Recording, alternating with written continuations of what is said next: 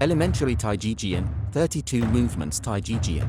Section 2, movement number 11 and 12. Movement number 11, turn around diagonal draw. 1. The center of gravity of the body shifts backwards, the left toes turn inwards, the upper body turns to the right, following by shifting the center of gravity of the body to the left foot, the right leg lifts up and touches the inner side of the left leg. At the same time, the right hand holding the sword retracts and positions horizontally in front of the chest, with the palm still facing upward. The left sword finger lowers on the right wrist. Look to the left.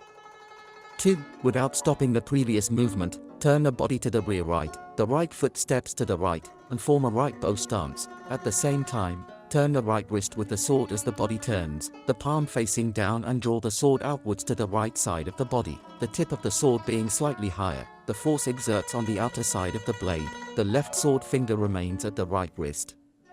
Look towards the tip of the sword. Keynotes.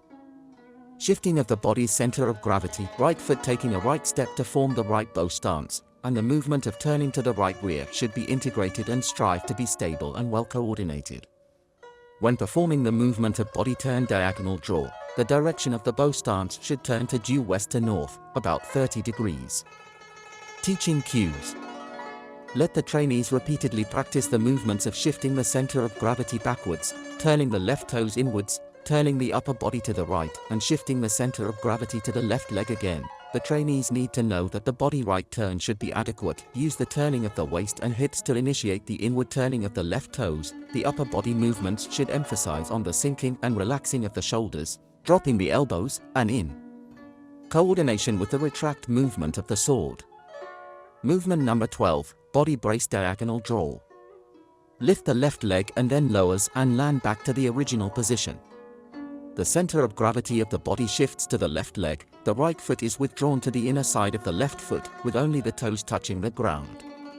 At the same time, the right palm turns to facing upwards, and draw back the sword to the left side, the tip of the sword slightly higher. The force exerts on the outer side of the blade. The left sword finger is then reverse insert downwards from the front of the body, and then circles backwards and upwards in an arc and positions again on the right wrist. Look towards the tip of the sword.